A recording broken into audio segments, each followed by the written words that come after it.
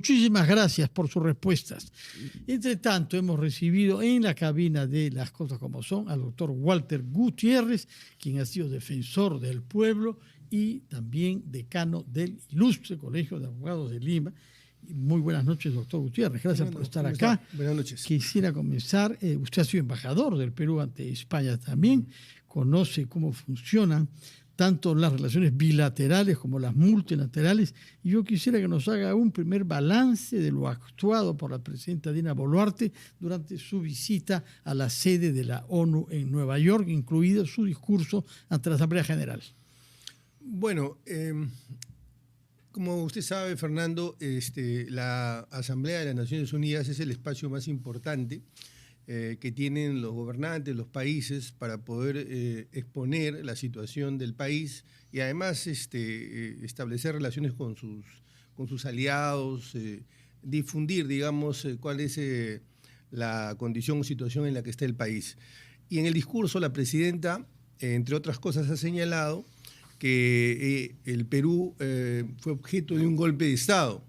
Y a mí me parece bien que haya aprovechado ese espacio para subrayar estos hechos, porque hay países que han impulsado una narrativa negacionista a este hecho, como es México y Colombia. Pero hay que darles tanta importancia en un foro como la ONU, porque aquello ya fue denunciado por la propia señora Boluarte en el año 2003, cuando participó también en la Asamblea General, ¿no? Sí, pero no puede dejar de decirse, porque no es lo único que ha señalado. Y más bien en las segundas y terceras, digamos, derivadas de su discurso, ahí yo marcaría distancia, porque, por ejemplo, ella ha defendido la ley de amnistía en ese espacio y creo que ahí ha hecho gala de incoherencia, porque ese espacio multilateral justamente ya se ha pronunciado. El alto comisionado para los derechos humanos se ha pronunciado en contra justamente de la ley de amnistía. No voy a abundar sobre los argumentos para poner reparos a esta ley, porque mi amigo y colega Natali ha puesto los puntos sobre las CIES. Nos ha dado una clase verdaderamente magistral. Sí. No hay necesidad, pero también hay que mencionar que en efecto existe el derecho al plazo razonable y hay que buscar una solución. La solución no es la amnistía, porque hay casos de condenas, hay casos de, digamos, gente señalada por estos delitos, pero que han esquivado la justicia, y esto va a beneficiar a todos. Y por otro lado, también la presidenta en su discurso ha hablado de que el Perú es un país abierto a las inversiones. Pero mire usted aquí al ministro de Economía contradiciéndose él mismo y ella misma, o el ministro de Energía y Minas en Arequipa señalando que Conga no va. Sí, el ministro de Minas, sí. Sí, en fin, dando diversas señales que no garantizan precisamente las inversiones. Sí, vamos a hablar sobre Petroperú después, pero antes quería acabar con otros temas jurídicos. Por ejemplo, la señora presidenta también se refirió a un clima que nos impide defendernos de los criminales y un sistema jurídico e institucional que favorece a la criminalidad y perjudica a las víctimas. Dijo, por eso la conclusión que sacó es que había que definir como terroristas los actos de extorsión y otros actos criminales. Ahora, hay un tratado internacional sobre terrorismo. Somos signatarios de ese tratado incorporado al bloque constitucional, en donde se define claramente que el terrorismo es una práctica criminal con motivaciones políticas, religiosas o nacionales. ¿Con qué lógica jurídica se puede proponer que la extorsión, que es un acto criminal, sea también considerado terrorista? Esos son discursos políticos. En primer lugar, este gobierno no ha hecho gala precisamente de coherencia jurídica. Ese es uno de tantos ejemplos que se pueden poner. Y digo que es un discurso político más que jurídico porque, digamos, gobiernos populistas e improvisados apelan a este tipo de figuras para dar la sensación de que están reaccionando o están realizando, digamos, acciones de gobierno concretas. Pero como usted bien señala, estas son, digamos, incoherencias absolutamente insostenibles desde el punto de vista jurídico. De manera que yo no lo tomaría muy en serio, no creo que eso pueda sostenerse. Pero... Salvo que lo que haya querido es mostrar una cercanía con Donald Trump, que razona, si se puede usar la palabra razonar en su caso, en ese sentido. Y es la razón por la que bombardea de una manera totalmente ilegal barcos en el Caribe, sin que haya una declaratoria de guerra y sin la autorización del Congreso y sin permitirse capturar a esos supuestos narcotraficantes para interrogarlos y saber a través de ellos quiénes están detrás. Bueno, sabemos en el caso del presidente Trump que él ha impulsado un quiebre del orden internacional. Él no cree en el multilateralismo, él no cree en un orden jurídico mundial. Yo diría que estamos ante el renacimiento de una vocación imperial o de bloques imperiales, ¿no? Se reconoce como un imperio, reconoce de alguna manera a China como un imperio, a Rusia como un imperio y con sus respectivos, digamos, sectores de influencia. De manera que yo no me animaría a evaluarlo bajo registros jurídicos conceptuales a Donald Trump, porque es verdad. Ahora, el otro tema que tiene que ver con Estados Unidos, de lo que dijo la señora Boluarte en Nueva York, tiene que ver con el puerto de Chancay, donde hizo saber que conocíamos que había un malestar en Estados Unidos y particularmente Donald Trump por la entrada en funcionamiento de ese puerto, que es una propiedad privada, en donde hay accionistas peruanos, en donde hay un marco normativo que prohíbe el ingreso de barcos de guerra. Quien sea el accionista de ese puerto no puede, sin autorización de la Marina de Guerra. Acá interrogamos hace unas semanas a un especialista de la Academia Militar de Estados Unidos que nos dijo que era una vulnerabilidad en caso de guerra. Efectivamente, si hubiera una guerra en la que China tuviese navíos por acá, tomarían, si quisieran, Palacio de Gobierno también, y de paso el resto de los locales que ellos quieran. ¿Por qué habría que ponerse en un caso de guerra para impedir una inversión privada que tiene un objetivo comercial, que es facilitar nuestras exportaciones y las de otros países hacia el Asia? Sí, y además me parece una señal de debilidad, una señal de falta de digamos, consecuencia con la mínima dignidad que debe tener el cargo la presidenta, un poco que va a las Naciones Unidas y lanza un discurso absolutamente débil, cuando más bien lo que debería señalar es: ustedes tienen la oportunidad, así como China tiene la oportunidad de invertir en otros puertos como puede ser Corío, ¿no? Pero de ninguna manera allanarse frente a una narrativa o lectura que nos quiere imponer, digamos, solo determinado tipo de inversiones. Además, de nuevo, no es coherente con que somos un país abierto a la pluralidad de inversiones, sea de Estados Unidos, sea de China o sea de la Unión Europea.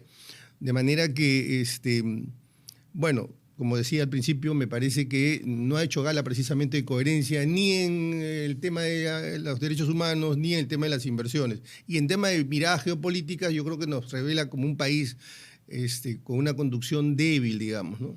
Muy bien, hablemos entonces de otro tema que tiene que ver con economía, que tiene que ver con la imagen que da el Ministerio de Economía y Finanzas, y esto es Petroperú. En otras oportunidades hemos hablado, usted había considerado presentar un recurso ante el Tribunal Constitucional para que se declare inconstitucional la manera, el marco normativo en que se han tomado decisiones respecto de Petroperú. Sin embargo, entre tanto, hay nuevas decisiones que se han tomado, entre ellas una nueva refinanciación de la deuda por más de $270 millones que se ha anunciado el día de ayer. Y el día de hoy hemos conocido finalmente el estado financiero a fin de julio, que ha sido presentado por el presidente de Petroperú, el señor Narváez, al ministro de Economía, en donde queda claro que el monto de la deuda supera el 50% del capital social de la empresa. Su opinión sobre los aspectos jurídicos de este tema es relativo a la empresa pública más grande de nuestro país. Jurídica y económica, Fernando, porque esto es inevitable separar una cosa de otra. Primero, una precisión. No es que íbamos a presentar, ya presentamos una demanda de inconstitucionalidad respecto al decreto de urgencia 007, ya fue admitida, ya fue notificada. Ya fue admitida. ¿Perdón? Ya fue admitida y fue notificada, a las partes, es decir, Ministerio de Economía y Petroperú, me imagino. Ministerio de Economía y el Ministerio de Energía y Minas y la PCM. Y estamos ahora a la espera que seguramente fijen fecha para que haya la audiencia. Y qué bueno que usted lo mencione, porque todos los días estamos viendo lo que pasa en Petroperú y nos preguntamos si hay un piloto a cargo, porque hoy me he quedado sorprendido de ver. No, que yo me refiero a que bueno que usted mencione la demanda de inconstitucionalidad, sí. Porque esta demanda de inconstitucionalidad no solo se refiere, aunque puntualmente está, al decreto de urgencia, que es la vía, la forma, el mecanismo legal a través del cual, digamos, se han sacado los fondos, que nosotros decimos que es inconstitucional porque los decretos de urgencia son, digamos, extraordinarios, excepcionales, etcétera, etcétera. No lo voy a fatigar con eso. Voy a centrarme en algo que es subyacente y creo que es más importante. Porque creo que es la oportunidad que el Tribunal Constitucional ponga coto a esto también. Porque detrás de eso subyace un tema de fondo, que es hasta qué punto el Estado puede conducir, gerenciar, hacer actividad empresarial en un sector que es un sector complejo, en un sector en el que se necesita mucho capital, en un sector que se requiere mucha tecnología, en un sector donde hay requerimiento de capital de riesgo y en un sector, y esto último lo voy a subrayar, donde se requiere una gerencia de altísima calidad. Por todo esto que he mencionado, se requiere una gerencia de altísima calidad y no una gerencia política, no una gerencia de segunda o tercera, que ese es el problema de fondo de Petroperú.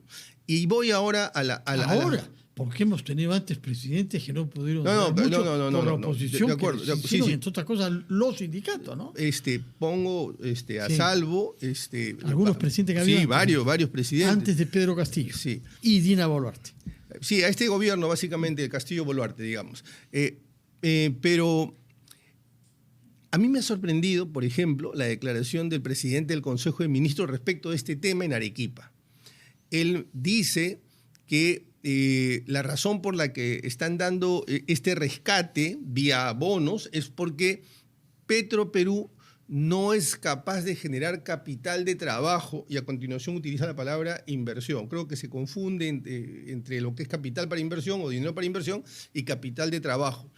Y luego dice que nadie le presta para capital de trabajo. O sea, dos cosas. Es una empresa que no es capaz de generar capital de trabajo. Pese a lo que ha dicho Narváez sí, sobre las utilidades que debía dar desde julio la refinería, $50 millones mensuales. Correcto. Dijo. Mire, no es capaz de generar capital de trabajo y es posible que haya ciertas empresas que no generan por un tiempo determinado capital de trabajo porque tienen un conjunto de inversiones.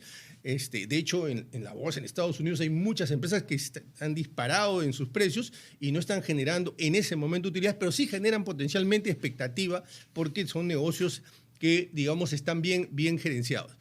Pero no solamente no es capaz de generar capital de trabajo, sino no es capaz de generar ninguna expectativa del sistema financiero para darle un sol.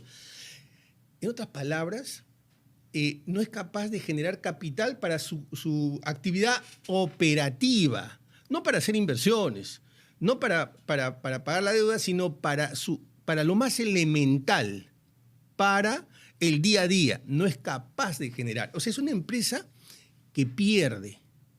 Y aquí, frente a esto, se ha dado una norma que lo que hace es camuflar, lo que hace es esconder un refinanciamiento. ¿Cuál es esa norma? ¿Un decreto de urgencia?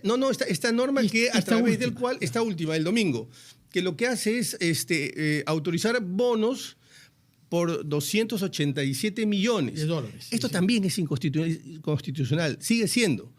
Claro que ya no es una norma, digamos, que pueda cuestionarse en el Tribunal Constitucional porque es una norma infralegal. Pero ¿por qué digo que es inconstitucional?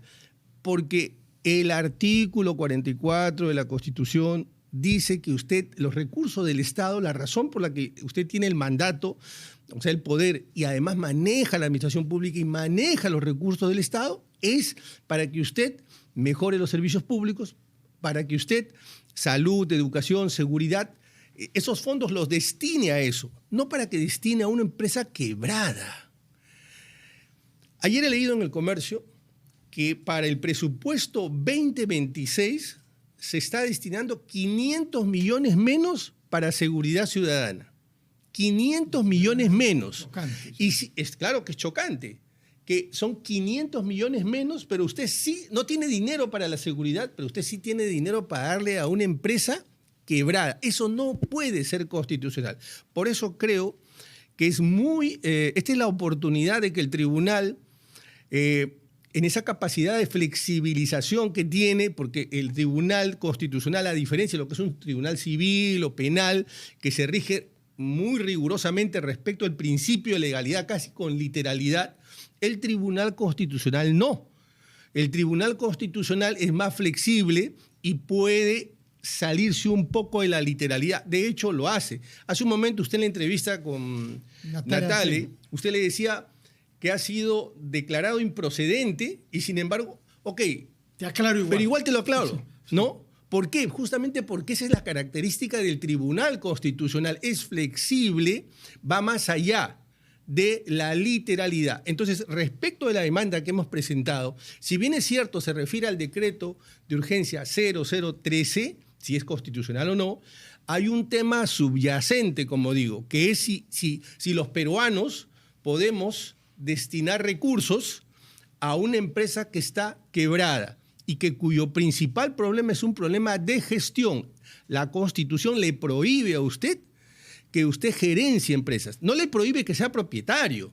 Usted puede ser propietario minoritario, incluso con cláusulas doradas o cláusulas reforzadas, y otras empresas o privados pueden ser mayoritarios o conducir determinadas empresas. De manera que esto es el momento de aclararlo. El tribunal tiene que aclarar esas normas constitucionales. ¿Cuánto tiempo puede tomar hasta que convoque el tribunal una audiencia y resuelva este planteamiento que ha hecho usted respecto de la inconstitucionalidad de tomar decisiones de esa envergadura vía decreto de urgencia? Yo diría que antes de fin de año. Antes de fin de año. Antes de fin de año tranquilamente podría ser la audiencia y cerrar esa sangría, ese drenaje, lo podría hacer. Mire, yo tengo la impresión de que han apelado esta vía de los bonos porque se ha presentado la demanda de inconstitucionalidad. Pero igual, con todo y con eso, continúan. De acuerdo. Una pregunta final, si lo tiene a bien. Ha habido un recurso de inconstitucionalidad presentado por la Defensoría del Pueblo ante el Tribunal Constitucional recientemente. Usted conoce el tema. Quisiera que nos dé su opinión. Tiene que ver con la ley de amnistía, ¿no? Sí. ¿Cuál es su opinión sobre ese tema? Bueno, la Defensoría del Pueblo ya se había pronunciado señalando que la ley era constitucional. Me parece que el adjunto en materia de derechos constitucionales o el de derechos humanos... ¿Qué es quién? No lo recuerdo en este momento. Creo que ha cambiado. Sí, acaban me parece de cambiar hace unas semanas o menos de un mes, ¿no? Me parece que estaba la señora C ahí anteriormente. Pero al margen, digamos, de quién es, porque finalmente es la voz de la institución, plantearon que la ley era constitucional. Al cabo de unas semanas, unos días, ahora presentan una acción de inconstitucionalidad. Eso a mí me sugiere varias cosas. En primer lugar, lo primero, Fernando, es que tienen que explicarnos por qué el cambio. ¿Por qué ayer dijeron... ¿Por qué si dicen que que no es constitucional? No, primero dijeron que era constitucional. ¿Y por qué presentar un recurso para que el tribunal eventualmente diga que no lo es? Ya, ese es lo primero, una explicación, porque si no, habría una suerte de epidemia en el Estado, porque tenemos un ministro que dice que va a observar la ley y luego dice, no, lo he pensado bien, no he cambiado de opinión, pero no la voy a observar, ¿no es cierto? Son las AFPs. En el caso de las AFPs. El ministro de Economía. Y luego tenemos también que la presidenta dice que estamos promoviendo las inversiones y sin embargo dice que Conga no va. Entonces, la contradicción parece ser el santo y seña del Estado, ya ni siquiera del gobierno. Muy bien, entonces lo primero que yo demandaría o exigiría es una explicación. Y lo segundo es que hay una sospecha de que se está presentando la demanda de inconstitucionalidad para que el tribunal zanje la constitucionalidad. Es decir, al zanjar la constitucionalidad, los jueces no podrían aplicar el control difuso.